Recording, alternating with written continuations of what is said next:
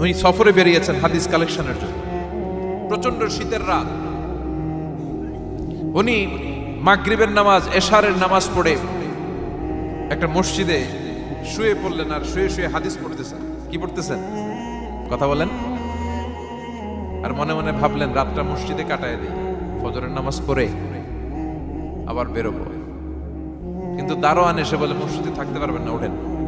দারোয়ান আছে না, কথা কন। আহমদ ইবনে হাম্বল বললেন, আমি শুধু রাতটা থাকতে চাই, আমি তো ফজরেরও মুসল্লি, ফজর নামাজ পড়বো তো এই মসজিদে, আমার থাকতে দাও। দারোয়ান তো দেয় না, না মসজিদে থাকার জায়গা না, যান মিয়া। উনি যে আহমদ ইবনে হাম্বল এটা চিনে নাই, থাকতে দেয়। কি করবে এখন? উনি কাঁথা গুছিয়ে হাদিসের কিতাব নিয়ে কাঁধের মধ্যে ব্যাগ নিয়ে মসজিদ থেকে বেরোয় গেলেন। কি আর করবেন, প্রচন্ড শীত, আর কাঁপতেছেন বুড়ো মানুষ। পথিমধ্যে দেখলেন বাজার, বাজার একজন খাব্বাজ, শাবুন খাব্বাজ, যুবক রুটি বিক্রেতা। সে রুটি বিক্রি করে, চুলার মধ্যে রুটি সেকে।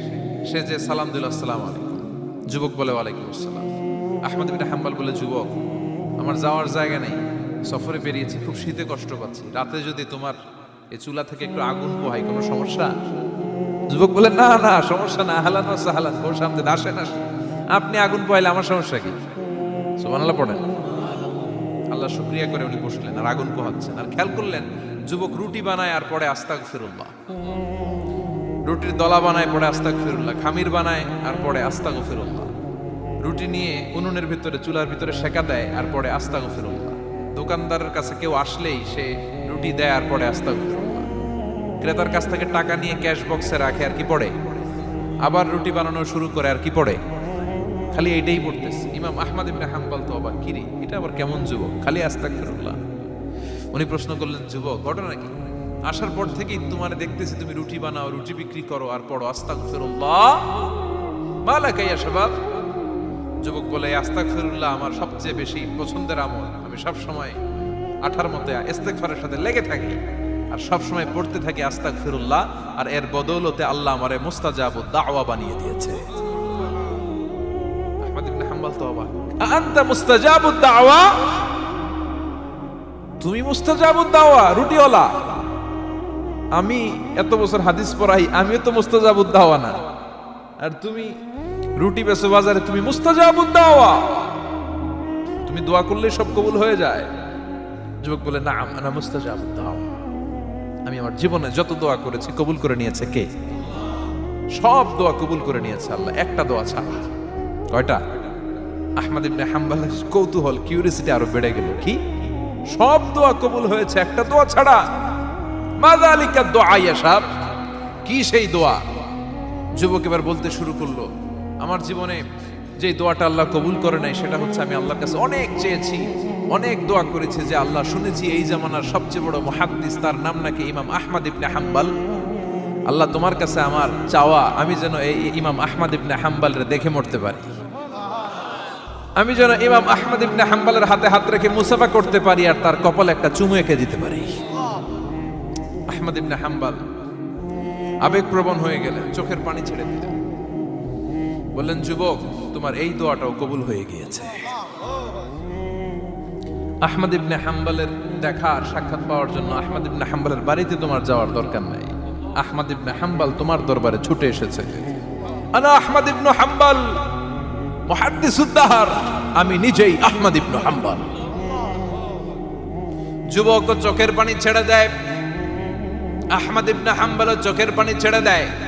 যুবক চিৎকার মেরে ইমাম আহমদ ইবনে হাম্বলকে জড়িয়ে ধরে, হাতে হাত রেখে মুসাফা করে, কপালের মধ্যে চুমু খায় আর আল্লাহর শুকরিয়া করে বলে, ও ইমাম, আসলে এই দোয়াটাও আল্লাহ আজকে কবুল করে নিল। বিশ্বাস হয়? সবসময় ইস্তেগফার পড়লে আপনার দোয়াগুলোর এইভাবে কবুল করে নিবে কে? এই পাঁচটা জিনিস পাবেন সবসময় যদি ইস্তেগফারের সাথে লেগে থাকেন। রাজি আছেন তো? এজন্য বিশ্বনবী সব সময় নামাজে সালাম ফেরানোর পরে পড়তেন আস্তাগফিরুল্লাহ। কি পড়তেন? 3 বার পড়তেন আস্তাগফিরুল্লাহ, আস্তাগফিরুল্লাহ, আস্তাগফিরুল্লাহ। পড়তে রাজি আছেন? ইস্তেগফারের অনেকগুলো আলফাজ আছে, সবচেয়ে ছোট ইস্তেগফার হচ্ছে এটা, আস্তাগফিরুল্লাহ, আস্তাগফিরুল্লাহ। আরো আছে আস্তাগফিরুল্লাহ আল্লাযী লা ইলাহা ইল্লা হুয়াল হাইয়ুল কাইয়্যুম আতুবু ইলাইহি, বিশ্বনবী বলেন এই ইস্তেগফারটা যদি কেউ পড়ে, আর তাওয়াল্লি মিন ইয়াউমিজ জাহাফ, যুদ্ধের ময়দান থেকে পালিয়ে আসা কবিরা গুনাহ। কি গুনাহ? কাফেরদের সাথে যুদ্ধ, আমি তাগড়া যুবক, তলোয়ার নিয়ে নেমেছি, আমার দেহের এক ফোঁটা রক্ত থাকা পর্যন্ত আমি যুদ্ধ চালিয়ে যাব, আমি ফিরে আসতে পারবো না, আইনটা কার? ফিরে আসলে কবিরা গুনাহ। বিশ্বনবী বলেন যুদ্ধের ময়দান থেকে ফিরে এসেছে এরকম কবিরা গুনাহ অবলম্বনকারীও যদি আস্তাগফিরুল্লাহ আল্লাযী লা ইলাহা ইল্লা হুয়াল হাইয়ুল কাইয়্যুম ওয়া আতুবু ইলাইহি পড়ে, ওই কবিরা গুনাহকারীকেও ক্ষমা করে দিবে কে? পড়তে রাজি আছেন তো? আবার সাইয়েদনা আবু বকর বললেন, ইয়া রাসূলুল্লাহ আল্লিমনি দুআআন আদউ বিহি ফি সালাতি, এমন দোয়া আপনি আমারে শিক্ষা দেন যে এই দোয়াটা আমি নামাজে পড়তে পারি।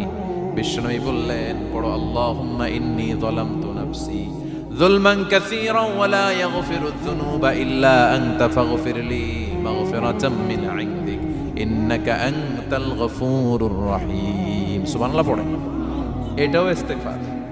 আমরা এটার বলে দোয়া মাসুরা, সালাম ফেরানোর আগে পড়ি না? যেখানেই ক্ষমা চাওয়ার কথা আছে ওইটারই কি বলে?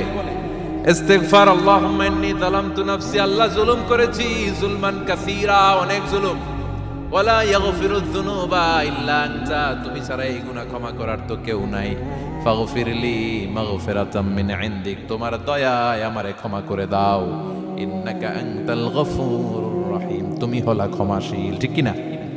এটাও ইস্তেগফার, এটাও পড়বেন। আর এই সব ইস্তেগফারের শ্রেষ্ঠ ইস্তেগফারের নাম সাইয়্যিদুল ইস্তেগফার।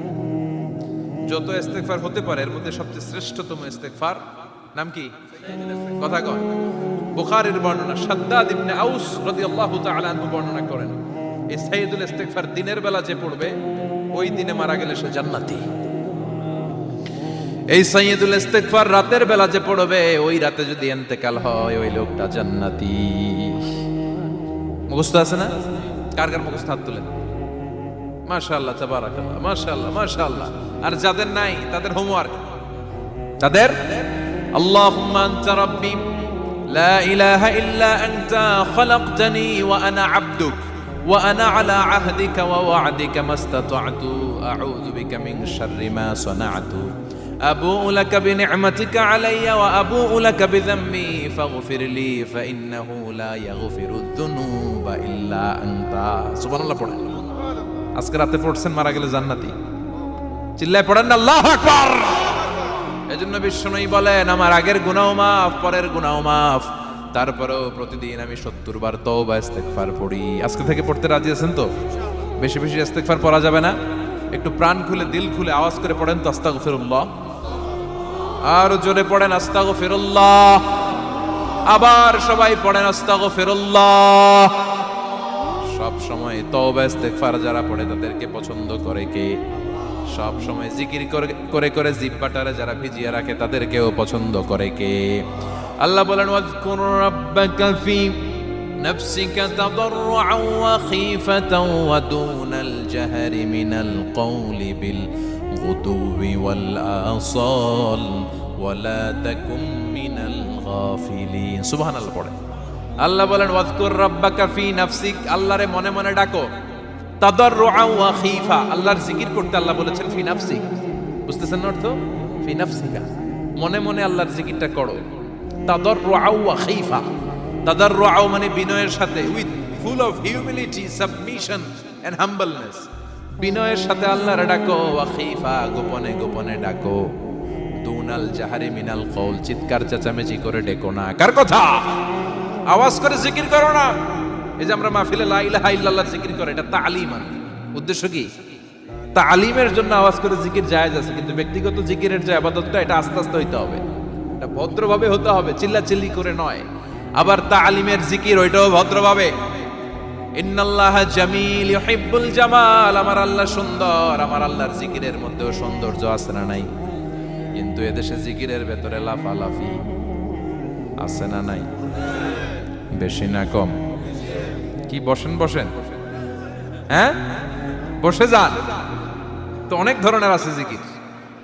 হ্যাঁ বসেন বসেন, বসে যান।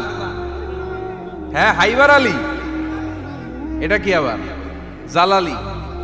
তো এই যে ইন্নাল্লাহা জামিল ইউহিব্বুল জামাল, আমার আল্লাহ সুন্দর, আমার আল্লাহর জিকিরের মধ্যেও সৌন্দর্য আছে না নাই? তালিমের উদ্দেশ্যে সবাই মিলে জিকির করা যায়, কিন্তু চিল্লাফাল্লা করা যাবে না, লাফালাফি করা যাবে না, মাথা ডানে বায়ে ঝোলানো যাবে না, ঠিক কিনা? কিন্তু লাফালাফির জিকির আছে না নাই? লাফাইতে লাফাইতে, হ্যাঁ, গাছের আগায় বাঁশের আগায়, আবার যিনি জিকির পরিচালনা করে ওনার কান্দে যাই ওঠে, আছে না নাই? বিশ্বনবী সাহাবীদের নিয়ে জিকির করছেন, সাহাবারা লাফাতে লাফাতে খেজুর গাছের আগায়, হাদিসে আছে না এটা? বিশ্বনবী সাহাবাদেরকে নিয়ে জিকির করছেন, লাফাতে লাফাতে আবু বকর বিশ্বনবীর কান্দের উপরে, আছে হাদিসে আছে। এটা জিকির নয়। কি সুন্দর দেখেন, ইসলাম বোঝা কত সহজ। ওয়াজকুর রাব্বাকা ফি নাফসিকা তাদাররুআ ওয়া খাইফা, গোপনে জিকির করো, ভদ্রতার সাথে বিনয়ের সাথে জিকির করো। ওয়ালা তাকুম মিনাল গাফিলিন দুনাল জাহারি মিনাল কওল, চিৎকার চেঁচামেচি করে জিকির করো না। যারা চিকফাল দিয়ে হই হই হই হই করে, আছে না? হই হই হই হই হই হইয়ের ভিতরে আল্লাহর নাম আছে, হ্যাঁ? এই যে হুই হাই হুই হাই এই স্টাইলের যে জিকির, এটার ভিতরে আমার আল্লাহর নাম আছে? আল্লাহর নাম যদি না থাকে ওইটা জিকির হবে? কথা বলেন। বিষ্ণু বললেন, খবরদার, চিৎকার চেঁচামেচি করে লাফালাফি করে যারা জিকির করে এরা মনে করে আল্লাহ কানে শোনে না। কথা বলেন। আপনি গোপনেও আল্লাহর ডাকলে আপনার ডাকে সাড়া দিবে কে? এজন্য রাব্বুল আলামিন বলেন, ফাযকুরুনি আযকুরকুম ওয়াশকুরুলি ওয়ালা তাকফুরুন। বান্দা, আমার জিকির তোমরা করো, আমিও তোমাদের জিকির করব, ঠিক কি না? আমরা যদি আল্লাহর জিকির করি, আমাদের জিকির করে কে? সুবহানাল্লাহ কইবেন না? আমরা আল্লাহর জিকির করে, আল্লাহ নাকি আমাদের জিকির করে, জানো তো না কথা এটা? আবার হাদিসে কুদসিতে আল্লাহ বললেন, ফাইন যাকারানি ফি নাফসি যাকারতুহু ফি নাফসি। আমার বান্দা যদি একা একা আমার জিকির করে, আমি আমার বান্দারে একা একা স্মরণ করি। ওয়া ইন যাকারানি ফি মালাইন যাকারতুহু ফি মালাইন খায়রিম মিনহু। এরকম মহা সম্মেলন করে যদি কেউ আমি আল্লাহর জিকির করে, আমি এর চেয়েও বড় মহা সম্মেলন ফেরেশতাদেরকে নিয়ে করে আমার বান্দারে স্মরণ করি।